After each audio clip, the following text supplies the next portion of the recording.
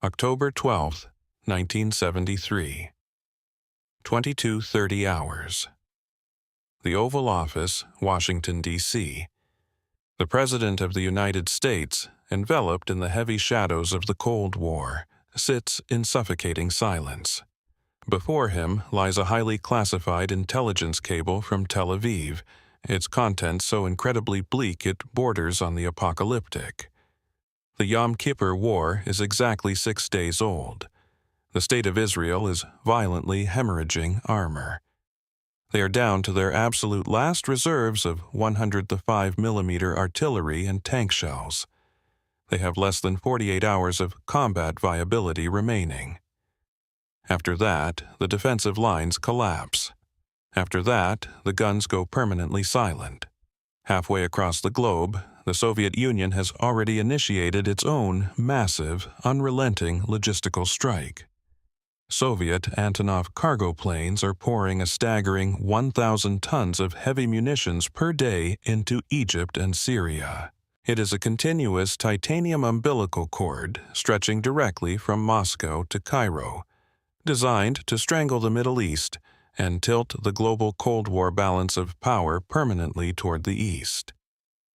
For the American military and intelligence apparatus, the problem is not a lack of hardware. The United States industrial arsenal is overflowing with munitions. The problem is geography. The problem is unadulterated fear.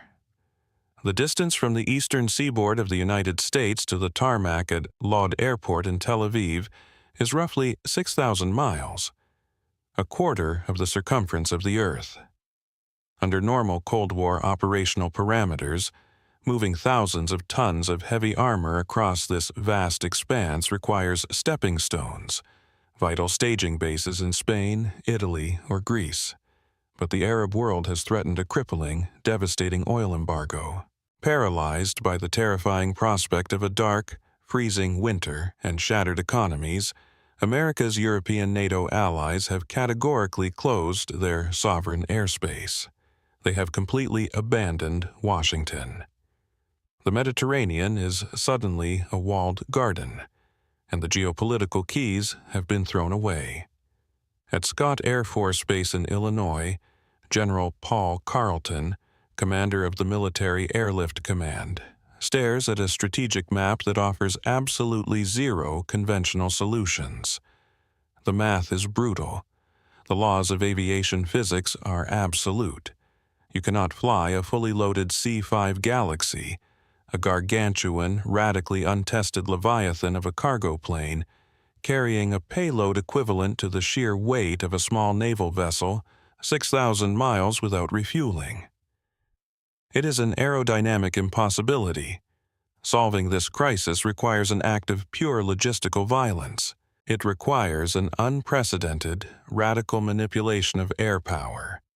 Kept entirely concealed from Soviet spy trawlers and orbital satellites until the exact moment the heavy landing gear touches Israeli concrete.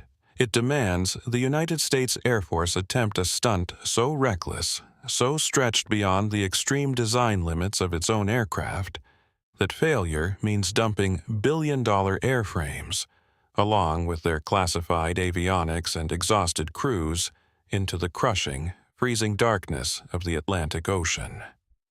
Carleton knows the razor-thin margins. He knows the early C-5 Galaxy models are plagued by highly classified, terrifying wing box structural failures that could snap the wings completely off in severe weather. He knows his airmen will be flying blind over a hostile ocean, hunting for a single, fog-shrouded speck of Portuguese rock in the Azores, the only Allied outpost willing to turn a blind eye. In Moscow, the KGB analysts are watching the ticking clock. They sit in smoke-filled rooms deep beneath the Kremlin, tracking the geopolitical board. They have run the slide rules. They have meticulously calculated the maximum fuel consumption of American jet engines against the political isolation of the West. Their conclusion is mathematically sound. America cannot bridge the gap. The logistical chain is irrevocably broken. The Arab forces will overrun the Sinai before a single American bullet arrives. It is a brilliant, entirely rational, and utterly fatal miscalculation.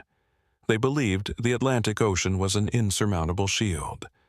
They entirely forgot the sheer audacity of American engineering. If you want to know exactly how the impossible was engineered in the shadows, how a 6,000-mile logistical miracle broke the Soviet strategy and saved an allied nation from total annihilation, like this video, subscribe to the channel, and hit the notification bell. The classified truth of Operation Nickel Grass is finally cleared for takeoff. But long before the first American jet engine spooled up, deep within the Ministry of Defense in Moscow, the map of the Middle East was already glowing red. The grand strategic stakes of the Cold War are not confined to the Fulda Gap in Germany or the ballistic missile silos buried beneath the Dakotas. The true fulcrum of global domination lies in the shifting sands of the Sinai Peninsula and the craggy heights of the Golan. The Soviet High Command understands a brutal, fundamental truth. Whoever controls the Suez Canal and the oil fields of the Arabian Peninsula controls the economic lifeblood of the industrialized West. To sever the Mediterranean, to choke off the oil, to break the Western alliance. This is the Soviet endgame. And in October 1973, that endgame is brilliantly, terrifyingly unfolding. For decades, the Israeli military has relied on a doctrine of rapid, overwhelming air superiority and aggressive armored thrusts. It is a doctrine that the KGB and the GRU, Soviet military intelligence, have studied, dissected, and systematically engineered a countermeasure against. The Arab armies have not just crossed the Suez Canal, they have brought the bleeding edge of Soviet military technology with them. The sky over the Sinai is no longer an Israeli sanctuary. It is a slaughterhouse. The Soviets have exported the SA-6 gainful surface-to-air missile system. This is not a static, cumbersome anti-aircraft gun of the previous generation. It is a highly mobile, tracked, radar-guided reaper of aircraft. It is capable of locking onto a supersonic Phantom fighter jet and tearing it out of the sky before the pilot can even reach for the ejection handle. The Egyptians, under the strict guidance of Soviet advisors, have deployed a localized radar net so dense, so electromagnetically impenetrable, it creates an invisible dome of death over the battlefield. Underneath this radar umbrella, Egyptian infantry carry the 9 M14 Malyutka, known to NATO intelligence as the Sagar. It is a wire-guided anti-tank missile. A single infantryman, hiding undetected in a sand dune, can vaporize a 50-ton piece of Israeli armor with a joystick and a spool of wire. The cost exchange is absurd. A weapon cheaper than a civilian automobile is routinely annihilating main battle tanks worth millions of dollars. The technological superiority of the West is rapidly bleeding out in the desert sand. Israel is losing planes faster than they can fly them, and tanks faster than they can crew them. The Soviet intelligence apparatus watches this unfold with cold, calculated satisfaction. They know that weapons alone do not win the Cold War. Geopolitics wins the Cold War. And the geopolitical trap they have helped lay is flawless. The Arab, petroleum-exporting nations have unsheathed the ultimate economic weapon. They have explicitly threatened to entirely cut off the flow of crude oil to any nation that aids the Israeli military. The threat is not a diplomatic bluff. It is a demographic and economic death sentence for Western Europe, highly dependent on Middle Eastern crude to keep their cities lit and their factories running. The response from America's closest allies is instantaneous, panicked, and completely catastrophic for Washington. The United Kingdom violently slams its doors shut. West Germany vehemently refuses access to its sovereign airfields, terrified of Soviet retaliation. Italy locks down its airspace. Spain issues a flat, non-negotiable denial. Turkey, guarding the vital southern flank, turns a blind eye to Soviet overflights while denying American transit. The North Atlantic Treaty Organization, the very shield designed to hold back the Soviet Empire, fractures overnight under the sheer terror of an oil embargo. The United States is suddenly entirely isolated on the global stage. While Europe cowers, Moscow accelerates. The Soviet Union initiates a massive, highly coordinated resupply effort. Operation Kavkaz, Heavy Antonov, and 12 and massive turboprop, and 22 transport planes roar out of military air bases in Hungary and the deep interior of the Soviet Union. Their cargo bays are overflowing with fresh SA-6 missiles, replacement T-62 tanks, and literal mountains of artillery shells. They are flying short, uncontested hops over friendly or intimidated airspace. It is a continuous titanium conveyor belt of destruction, funneling directly into Cairo and Damascus. The KGB residenturas in Washington and New York report back to the center in Moscow via encrypted diplomatic pouches. The intelligence is pristine. The American political establishment is completely paralyzed. The Pentagon is scrambling blindly. The Soviet analysts pull out their slide rules and run the harsh numbers on an American counter-airlift. The mathematics are a source of dark, undeniable amusement within the Kremlin walls. The distance is too vast. The payload requirements are too heavy. The airspace is too geographically hostile. Consider the sheer, punishing physics of the logistical problem facing the Pentagon. To save Israel, the United States military must move thousands of tons of high-explosive munitions, dismantled F-4 Phantom fighter jets, and heavily armored M60 Patton tanks. They must move them from logistics depots buried in the American Midwest, drag them across the entire violent expanse of the Atlantic Ocean, navigate through the hostile, narrow corridor of the Mediterranean Sea, and land in a highly contested, actively bombarded war zone. This is a shadow war fought with slide rules, fuel gauges, and maximum takeoff weights. The workhorse of the American Strategic Airlift Fleet is the C-141 Starlifter. It is a highly capable jet aircraft, but its cargo box is simply too narrow to swallow a main battle tank, and its fuel tanks are far too small for a direct transatlantic flight carrying a maximum warfighting payload. To make the jump from the East Coast to Tel Aviv, a heavily laden C-141 absolutely requires a pit stop. It needs to land, consume tens of thousands of gallons of jet fuel, and swap exhausted crews, but there's nowhere left to land. Every runway from London to Rome is heavily guarded by political fear. Then there is the C-5 Galaxy. It is an aerospace behemoth. It possesses a cargo cavern so massive it can swallow 2 entire M60 main battle tanks side by side, or a half-dozen assault helicopters. But the C-5 is a deeply troubled, highly classified black project-turned-public relations nightmare. In the obsessive quest to reduce weight and increase payload, Lockheed engineers shaved the structural margins far too thin. The C-5 is plagued by catastrophic, deeply classified structural weaknesses in its wing boxes. The United States Air Force officially restricts the C-5 to a fraction of its maximum payload during peacetime training, absolutely terrified that a strong gust of turbulence will literally rip the massive wings completely off the fuselage mid-flight.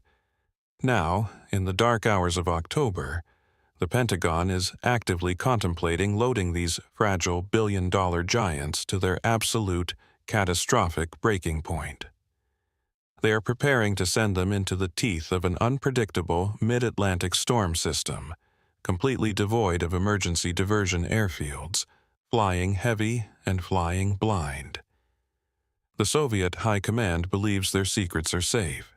They believe the structural limitations of the American C-5 fleet are absolute physical laws that cannot be broken by mere willpower. They believe their Cosmos reconnaissance satellites, silently orbiting overhead in the cold vacuum of space, will detect any massing of American transport aircraft in time for Arab MiGs to intercept them over the vulnerable, narrow choke points of the Mediterranean. They believe the American president, battered by the rapidly unfolding domestic nightmare of the Watergate scandal and hounded by a hostile press, entirely lacks the political capital and the sheer nerve to risk a direct, conventional confrontation with the Soviet Navy. Because the Soviet Navy is not idle. The 5th Escadra, the Soviet Mediterranean Squadron, has aggressively surged its guided missile cruisers and attack submarines into the eastern Mediterranean. They have formed a heavily armed, floating defensive screen, their surface-to-air missile tracking radars constantly sweeping the skies, painting invisible targets. They are daring the Americans to fly into the kill zone. The invisible threat is not just the Sagar missile destroying tanks in the Sinai or the SA-6 radar beam locking onto Phantoms over the Golan. The true invisible threat is the vast, punishing, unforgiving emptiness of the Atlantic Ocean itself. It is a geographic moat that Moscow believes, with absolute scientific certainty, the United States cannot cross without the stepping stones of a united Europe. The KGB has meticulously mapped every known American logistical capability. They have audited the fuel capacities down to the last drop. They have calculated the payload-to-distance ratios with lethal precision. They have mapped the political fractures of NATO. The math guarantees a Soviet proxy victory. The math proves, beyond a shadow of a doubt, that the State of Israel will fall into the sea long before American logistics can defy the laws of gravity and distance. But the KGB slide rules fail to account for a hidden, highly volatile variable. They fail to account for the utter desperation of the American airmen. They fail to account for the audacity of the military Airlift Command. And they completely fail to anticipate a single, highly classified, ruthless diplomatic gamble involving an obscure volcanic archipelago rising violently out of the freezing middle of the Atlantic Ocean. To secure that freezing volcanic lifeline, the battle first had to be won with mathematics. Deep in the subterranean levels of the Pentagon, underneath layers of reinforced concrete and classification protocols, the white-shirt logisticians of the military Airlift Command are fighting a desperate, silent war against the laws of physics. They are armed not with rifles, but with heavy ivory slide rules, graphite pencils, and highly classified blueprints. The room smells of stale coffee, ozone from the teletype machines, and cold, unadulterated panic. They have been tasked with an operational mandate that borders on the hallucinatory: build an invisible intercontinental bridge of heavy armor across the Atlantic. The initial plan is an exercise in agonizing, pathetic, plausible deniability. Washington attempts a shell game. They order the Israeli national airline, El Al, to strip the identifying markings off their Boeing 747s. The plan is to land these ghost planes at Naval Air Station Oceana, quietly load them under the cover of darkness, and slip them back across the ocean. It is a desperate bid to keep American fingerprints off the weapons. But the math is utterly merciless. El Al possesses a microscopic fleet. The Israeli cargo holds can carry perhaps a few dozen pallets a day. Israel is losing a battalion's worth of hardware every 12 hours. The Soviet resupply conveyor belt is dumping the equivalent weight of a fully loaded freight train into Cairo every single morning. Plausible deniability is dead. The American military must fly its own metal, and it must fly it now. This terrifying reality lands squarely on the shoulders of the loadmasters and aerospace engineers at Dover Air Force Base in Delaware.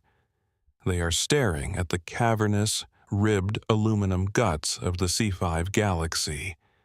The C-5 is a cathedral of aerospace engineering designed to carry a payload of over 200,000 pounds, a staggering mass equivalent to lifting a fully fueled diesel locomotive directly into the stratosphere. but the engineers know the dark, highly classified truth about the C-5. It is fundamentally, structurally flawed. During the Black Project development phase, Lockheed engineers, pressured by the Pentagon to mercilessly shave off empty weight, had machined the immense aluminum wing boxes too thin. The wing box is the structural heart of the aircraft, the critical junction where the colossal wings attach to the fuselage. Under maximum payload stress, microscopic stress fractures propagate through the metal. In peacetime, the Air Force treats the C-5 like spun glass, heavily restricting its cargo weight to prevent the wings from simply snapping off in severe turbulence. Now, the loadmasters are ordered to systematically violate every safety envelope in the operator's manual. They must pack the C-5s to their absolute, catastrophic breaking points. A 19-year-old airman, first class, his hands black with heavy grease, slides the central cursor of his analog slide rule. He is calculating the exact, critical center of gravity for a 50-ton M60 Patton main battle tank. The tank's steel treads grind against the reinforced titanium decking of the cargo bay. It is chained down with a web of high-tensile steel tie-downs, each tensioned to withstand thousands of pounds of shear force. If the tank is secured just 3 inches too far aft, the aerodynamic center of pressure shifts. At Mach 0.77, flying through the turbulent jet streams of the North Atlantic, that minute shift will brutally magnify the bending moment on the fragile wing roots. The wings will flex. The microscopic cracks will widen. The aircraft will disintegrate into a billion fragments of falling metal. The loadmaster double-checks his slide rule. He signs the hazardous cargo manifest.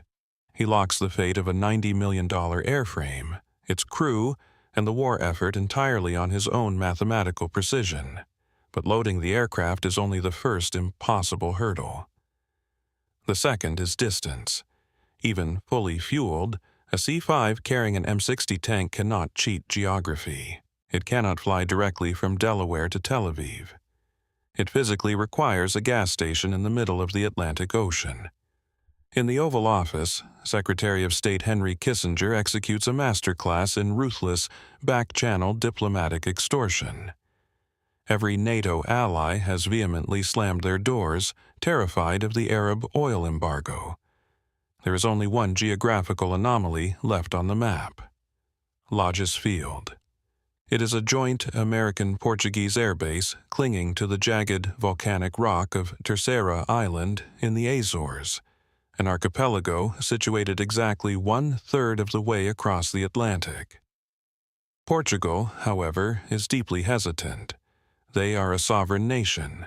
They have their own fragile economy to protect. They do not want to be the sole European target of Arab economic retaliation. Kissinger applies the diplomatic garrote. The internal memos and reported speech from those frantic hours reveal a devastating ultimatum. The United States heavily implies that if Portugal denies access to Lodges Field, Washington will completely abandon Lisbon on the international stage, specifically regarding Portugal's deeply controversial and violently contested colonial wars in Africa. It is a brutal, transactional threat. Give us the runway, or we feed you to the wolves. The Portuguese Prime Minister, Marcelo Caetano, correctly calculates the grim geopolitical odds. He quietly capitulates. But he demands absolute, airtight secrecy. The Americans can use Lodges, but they must fly without fanfare, without public acknowledgement, and without dragging Portugal into the geopolitical crosshairs. Lodges Field instantly transforms from a sleepy mid-ocean maritime patrol base into the most critical, hyper-stressed logistical choke point on the planet. The engineering challenges on the ground are staggering.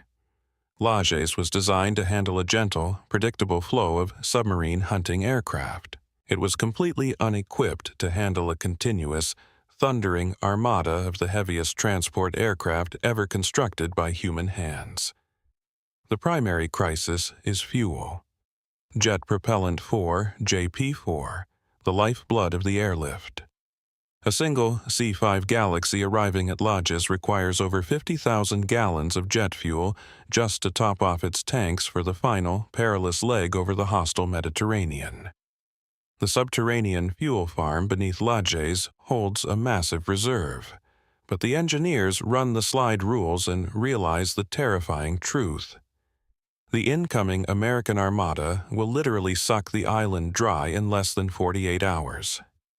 To solve this, the Pentagon initiates a frantic shadow supply chain. While the transport planes roar eastward in the sky, a fleet of unescorted, highly vulnerable military sealift tankers desperately race across the Atlantic on the surface, pushing their boilers to the red line. They must continuously pump millions of gallons of highly volatile aviation fuel into the island's underground hydrants faster than the C-5s and C-141s can siphon it out. It is a precarious, violently unstable logistics loop. If a single tanker is delayed by an Atlantic storm, the entire airlift grinds to a catastrophic halt. The planes will land at Lodges, run dry, and the concrete tarmac will become an intercontinental parking lot of stranded armor. Back at the eastern seaboard staging bases, Dover, McGuire, Charleston, the pace of loading reaches a fever pitch. The logistical granularity is mind-numbing. They are not just moving tanks, they are moving the BGM-71 TOW missile, the wire-guided countermeasure urgently needed to stop the Soviet-supplied saggers that are butchering Israeli armor. The TOW missiles are highly sensitive, packed in bulky protective wooden crates. To maximize the internal volume of the narrow C-141 starlifters, loadmasters authorize a radical breach of a protocol. They rip the missiles out of their protective crates. They stack the bare, highly explosive munitions like cordwood on the aluminum pallets, tying them down with cargo netting. They are sacrificing safety for sheer volume. In another hangar, maintenance crews are aggressively dismantling fully operational F-4 Phantom fighter jets. They shear the wings off. They drain the highly flammable hydraulic fluids. They meticulously calculate the geometric puzzle of sliding a dismembered fighter jet into the belly of a cargo plane, securing it with millimeters of clearance. The white shirt heroes have engineered the impossible. They have balanced the fatal center of gravity. They have extorted the vital mid-ocean runway. They have synchronized the subterranean fuel pumps. The heavily laden, structurally compromised Leviathans are fueled, locked, and armed. The crews seal the massive pressure doors. There are no speeches. There is no press corps. There is only the deafening, bone-rattling scream of the TF-39 turbofan engine spooling up to maximum thrust, burning 1,000 pounds of fuel a minute. The pilots release the brakes. Operation Nickel Grass is entirely reliant on the desperate hope that the slide rules are right, that the wing boxes hold, and that the Soviet Navy is looking the wrong way. Those slide rules are put to their ultimate terrifying test the moment the concrete at Dover Air Force Base violently shudders. It is not an earthquake. It is the raw, unadulterated kinetic energy of General Electric TF-39 turbofan engines clawing at the thick October air. The first wave of Operation Nickel Grass is entirely airborne. The armada of C-141 starlifters and massive C-5 Galaxies tear through the heavy coastal cloud cover, their navigation lights extinguishing the moment they cross the threshold of the Atlantic Ocean. They are flying heavy. They are flying over maximum gross takeoff weight. They are flying directly into a geographical void. Inside the cavernous, unpressurized cargo bay of the lead C-5, a 50-ton M60 main battle tank sits chained to the aluminum decking. It is a mass of heavy steel equivalent to a small maritime tugboat, suspended miles above the freezing whitecaps of the Atlantic. The loadmasters do not sleep. They constantly patrol the dimly lit catwalks, shining red-lensed flashlights onto the titanium tie-down chains, watching for the slightest microscopic shift in the cargo's center of gravity. If the massive tank slides even 3 inches backward during a climb, the aerodynamic leverage will instantly flip the aircraft completely backwards, stalling the engines and plummeting the airframe into the ocean in a catastrophic, unrecoverable tailspin. The first leg of the logistical bridge holds. The Armada successfully navigates the turbulent jet streams and descends through the dense, blinding fog surrounding Lajes Field in the Azores. The Portuguese base is a frantic, hyper-stressed anthill of activity. The moment the heavy landing gear tires kiss the volcanic runway, the turnaround clock begins. The logistical choreography is a masterclass in controlled, absolute chaos. Underground hydrant hoses, thick as a man's torso, are immediately coupled to the aircraft wings. Aviation fuel, pumping at a velocity that could drain a municipal water tower in mere minutes, floods into the empty tanks. There is absolutely no crew rest. The pilots consume black coffee and cold rations directly in the cockpit. They swap navigation charts, recalculate the ruthless payload mathematics, and push the throttles forward once more. Leaving the Azores, the American aircrews cross the threshold from a logistical challenge into a highly contested, profoundly lethal shadow war. They are entering the Mediterranean Sea. They are entering the slot. The slot is a suffocatingly narrow corridor of international airspace, an invisible tightrope stretched directly down the center of the Mediterranean. To the immediate north lies the sovereign airspace of NATO allies, France, Italy, Greece, who have categorically aggressively denied the United States permission to overfly. To stray even a few miles north is to risk an international diplomatic incident that could shatter the fragile Western alliance entirely. To the immediate south lies the hostile, heavily fortified airspace of North Africa, bristling with Soviet-supplied early warning radars and surface-to-air missile batteries. The American pilots must thread this microscopic needle. They must fly perfectly down the center line, entirely alone, completely stripped of any armed fighter escort. The F-4 Phantoms lack the internal fuel capacity to fly this far over open water, and the aircraft carriers of the United States Sixth Fleet are desperately occupied maneuvering against Soviet naval formations. The cargo planes are slow. They possess a radar cross-section roughly the size of a floating city block. They are flying blind into an electronic gauntlet. Below them, lurking in the dark, churning waters of the Mediterranean, the Soviet Fifth Escadra is waiting. The Soviet High Command has surged an unprecedented naval armada into the region. Over 80 surface combatants and heavily armed attack submarines are actively prowling the waters. They are not merely observing, they are actively, aggressively painting the sky with high-frequency tracking radars. They are daring the Americans to flinch. They are testing the absolute limits of Cold War brinkmanship, calculating that a single deniable accident over the open ocean could instantly sever the logistical umbilical cord to Israel. It happens precisely at 0300 hours, deep in the central Mediterranean, somewhere north of the Libyan coastline. Inside the darkened cockpit of a fully loaded C-5 Galaxy, the flight deck is bathed in the eerie, pale green glow of the instrument panels. The aircraft commander, a veteran of the Berlin airlift, is fighting heavy, punishing headwinds. Suddenly, the ALR-46 radar warning receiver violently erupts. It is not the slow, rhythmic chirping of a long-range search radar. It is a solid, shrieking, high-pitched tone. It is a hard lock. An electronic umbilical cord has just connected a Soviet Kinda-class guided missile cruiser directly to the belly of the American transport plane. The strobe on the threat display points dead ahead and slightly below. The Soviet warship is actively illuminating the C-5 with an SAN-3 Goblet tracking radar. The Goblet is a lethal dual-thrust anti-aircraft missile carrying a high-explosive fragmentation warhead heavy enough to shatter a battleship's superstructure. The American pilot has mere seconds to react. Standard evasive doctrine dictates an immediate, aggressive brake, a violent, high-G maneuver to snap the radar lock and dive below the electronic horizon. But standard doctrine is designed for nimble fighter jets. It is not designed for a deeply flawed, structurally compromised aerospace leviathan loaded with over 200,000 pounds of heavy armor. Simultaneously, the Mediterranean sky turns violently hostile.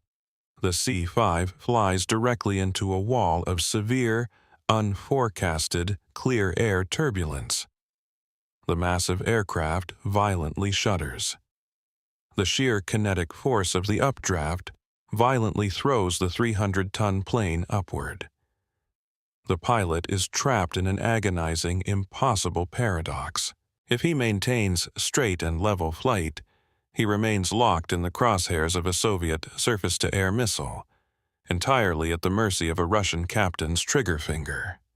If he executes a violent diving turn to break the lock, the combined aerodynamic stress of the maneuver and the brutal turbulence will exponentially magnify the bending forces on the fragile wing box.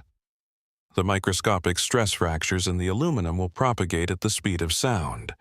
The wings will literally tear themselves away from the fuselage. He chooses the dive. He pushes the heavy yoke forward. The C-5, a flying warehouse, pitches its nose toward the Black Ocean. The 4 turbofan engines howl in protest as the airspeed bleeds dangerously close to the red line. The structural groaning of the airframe is deafening, a horrifying metallic scream vibrating through the floorboards. In the cargo bay, the loadmaster stops breathing. He wraps his hands around a stanchion and watches the 50-ton M60 tank. The extreme negative G-force is attempting to throw the tank directly through the ceiling. The heavy titanium tie-down chains snap violently taut. They sing with the acoustic pitch of a heavily struck piano wire. The steel deck plating physically bows upward under the astronomical tension. If a single link fractures, the tank will instantly break loose. It will slide forward like a 50-ton battering ram, effortlessly obliterating the forward bulkhead, crushing the flight deck and instantly killing everyone aboard. The loadmaster does not speak. The pilot does not radio for help. Radio silence is absolute. They are fighting for their lives in complete, isolated darkness. The aircraft plummets, dropping thousands of feet per minute, like a heavy stone cast into an abyss. The altimeter unwinds with terrifying speed. 10,000 feet, 5,000 feet, 2,000 feet. They are skimming precariously close to the invisible, churning wave tops. The radar warning receiver abruptly falls silent. The agonizing shriek cuts out. By diving dangerously close to the surface of the sea, the pilot has successfully masked the aircraft beneath the curvature of the Earth. He has broken the line-of-sight radar lock of the Soviet cruiser. He gently, agonizingly pulls back on the yoke, treating the aluminum wings like fragile porcelain. The C-5 levels out, a mere few hundred feet above the Mediterranean foam. The tie-down chains in the cargo bay relax by a fraction of a millimeter. The tank has not moved. The wings have held. The structural engineering, pushed to the absolute terrifying brink of catastrophic failure, has miraculously survived the slide rule margins. Hours later, the sun rises over the eastern Mediterranean, illuminating the jagged coastline of Tel Aviv. The C-5 approaches Lod Airport. The airspace is a chaotic, violently active combat zone.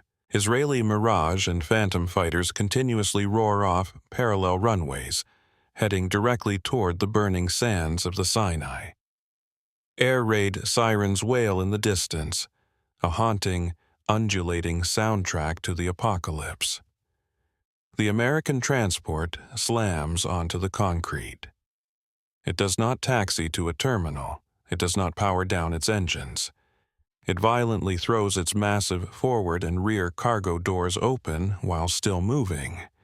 Israeli ground crews, exhausted, covered in desert dust, and operating entirely on pure adrenaline, swarm the aircraft like a desperate mechanical immune system. They do not wait for forklifts. They physically drag the pallets of TOW missiles out of the cargo bay. They sever the titanium chains holding the M60 tank, and an Israeli armored crew immediately climbs inside, starting the diesel engine while the tank is still inside the airplane.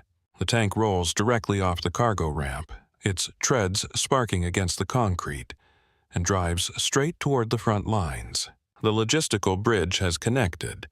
The impossible void of the Atlantic has been violently, successfully conquered. With that geographical void finally conquered, the American floodgates open. The concrete at Lod Airport never has a chance to cool. It is being continuously pulverized by the sheer, unyielding weight of the American logistical miracle. Every 15 minutes, precisely on the quarter hour, another C-141 Starlifter, or C-5, Galaxy drops violently out of the Mediterranean sky, its tires screaming against the runway. They do not park. They do not rest. They act as an organic, relentless conveyor belt of heavy industrial violence. This is Operation Nickel Grass in its terminal, devastating phase. The tactical impact on the bleeding edge of the Sinai and the Golan is instantaneous and absolute. The newly arrived TOW missiles, ripped from their wooden crates in Delaware just 30 hours prior, are rushed directly to the front lines. The Israeli infantry, previously slaughtered by the Soviet-supplied Sagers, suddenly possess a lethally precise, wire-guided counterpunch. A single Israeli paratrooper, hidden in a rocky defile, tracks the thermal bloom of an advancing Egyptian T-62 tank. He fires.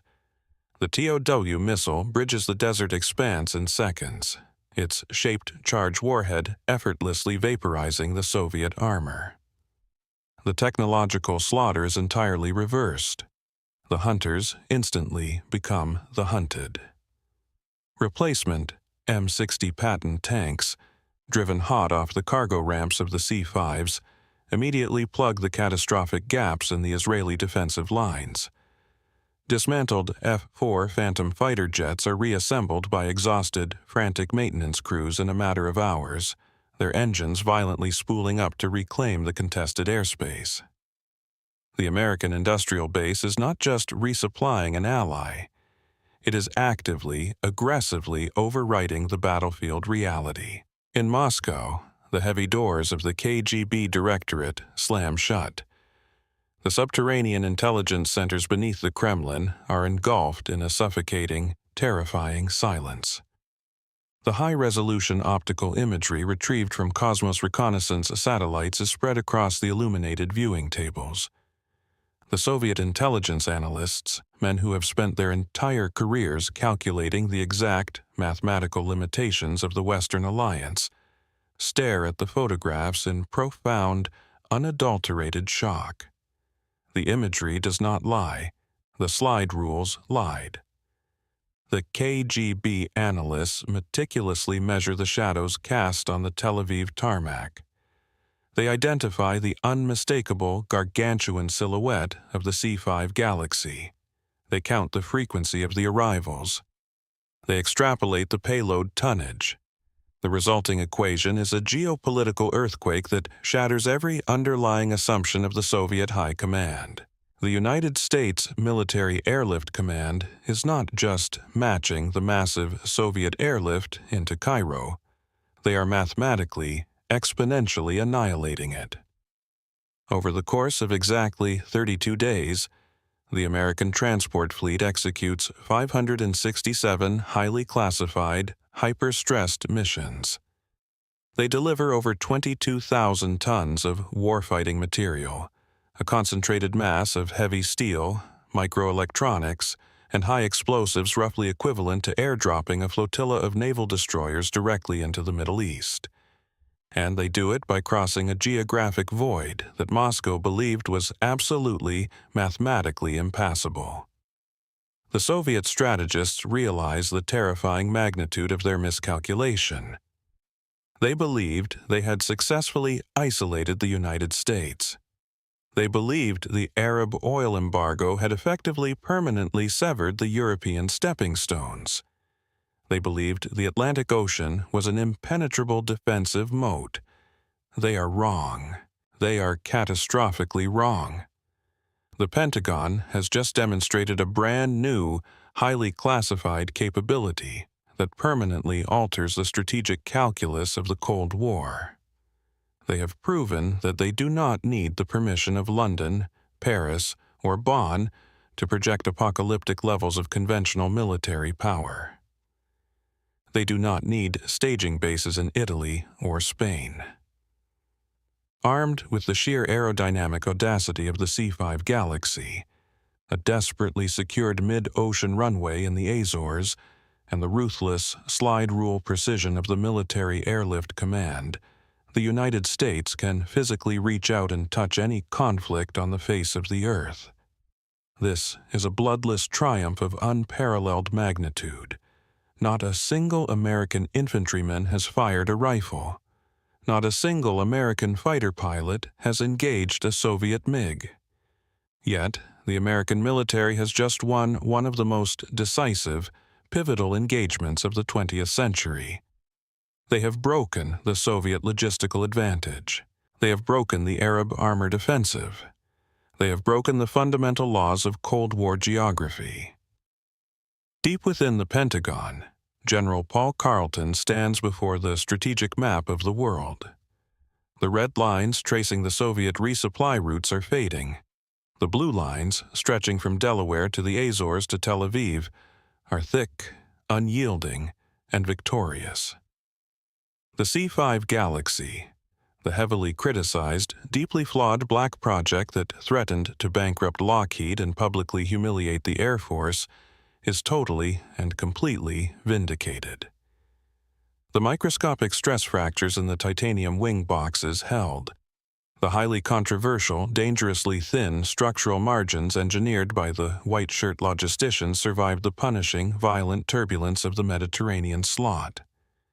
The unprecedented gamble of pushing an unproven aerospace leviathan thousands of miles beyond its accepted peacetime limits paid off with devastating geopolitical dividends.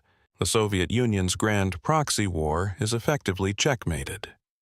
The Egyptian Third Army is entirely surrounded, cut off, and facing imminent annihilation.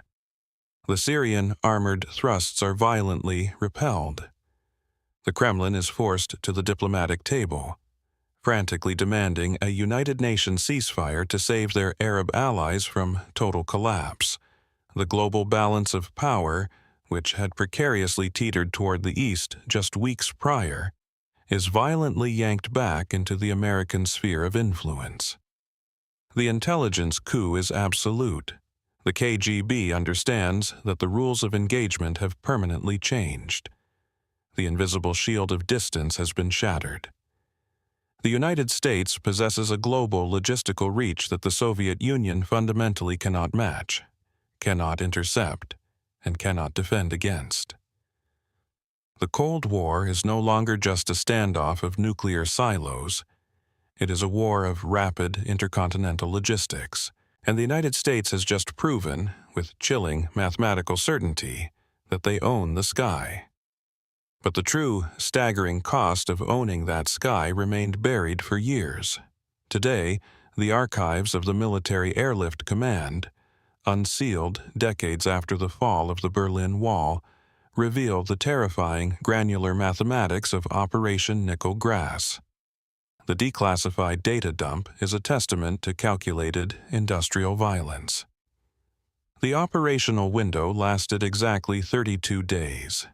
A microscopic fraction of the Cold War timeline that permanently altered its trajectory. The American airlift delivered 22,325 tons of heavy munitions, a mass of high explosives, depleted uranium, and avionics physically equivalent to dropping a fully loaded World War II aircraft carrier directly into the bleeding sands of the Sinai Desert. The subterranean pumps at Lajes Field in the Azores transferred over 9 million gallons of highly volatile jet fuel, a volume of combustible liquid sufficient to entirely power a modern metropolitan transit grid for an uninterrupted decade. The United States Air Force committed 147 C-141 Starlifters and 77 C-5 Galaxies, stripping the American homeland of nearly its entire strategic reserve of heavy transport. The deeply classified catastrophic wing box fractures of the C-5 fleet, deliberately ignored during the crisis, eventually forced a staggering $1.5 billion emergency redesign, a budget mirroring the entire gross domestic product of a small, sovereign nation, spent entirely to save the aerospace leviathans from tearing themselves apart in peacetime. This 32-day window fundamentally rewired the geopolitical nervous system of the planet. Operation Nickel Grass is the undiscovered bedrock of the modern American empire. Before October 1973, military logistics was a slow, agonizing science of cargo ships and heavily guarded, vulnerable ocean convoys. After October 1973, logistics became an instantaneous, intercontinental weapon of mass deployment. The lessons learned over the dark, freezing waters of the Mediterranean Sea birthed the United States Transportation Command. It engineered the doctrine of global reach. It proved that a superpower could project apocalyptic levels of conventional force without relying on the fractured, politically fragile permission of its European allies. When the American military completely annihilated the Iraqi army during Operation Desert Storm in 1991, they did not rely on unproven theories.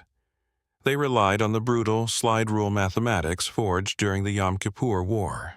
Today, when a heavily armored brigade deploys to Eastern Europe in a matter of hours, or when a C-17 Globemaster delivers a payload of precision-guided munitions to a highly classified forward operating base in the Pacific, they are flying on the invisible highway paved by the exhausted, white-shirt engineers of Dover Air Force Base. They proved that geography is not a static defense. They proved that oceans are not moats. They proved that distance is merely a mathematical variable waiting to be violently crushed by jet engines and sheer willpower. The Cold War was a 45-year standoff characterized by the terrifying shadow of mutually assured destruction. We are taught to romanticize the spies trading secrets on fog-shrouded bridges in divided Berlin. We are taught to fear the sleek titanium ballistic missiles buried deep beneath the North Dakota topsoil. We are taught to revere the fighter pilots and the silent submarine commanders. But the true, unvarnished history of the Cold War reveals a much colder, much darker reality. The war was not won by the men who pulled the triggers. It was not won by the diplomats who signed the treaties. It was won by the desperate logisticians operating in the subterranean depths of the Pentagon. It was won by the 19-year-old loadmasters who understood that a 3-inch shift in a 50-ton tank's center of gravity meant the difference between global victory and a fiery, unrecorded death in the mid-Atlantic. The superpower conflict was ultimately decided by the nation willing to engineer the impossible in absolute darkness. It was decided by the nation willing to violently push the structural limits of its own billion-dollar machines, daring the rigid laws of aerodynamics to strike them down. The Soviet Union built a flawless, mathematically perfect geopolitical trap. They secured the airspace. They threatened the oil. They deployed the naval escorts. They calculated every conceivable variable except one. They forgot to calculate the audacity of the American airman.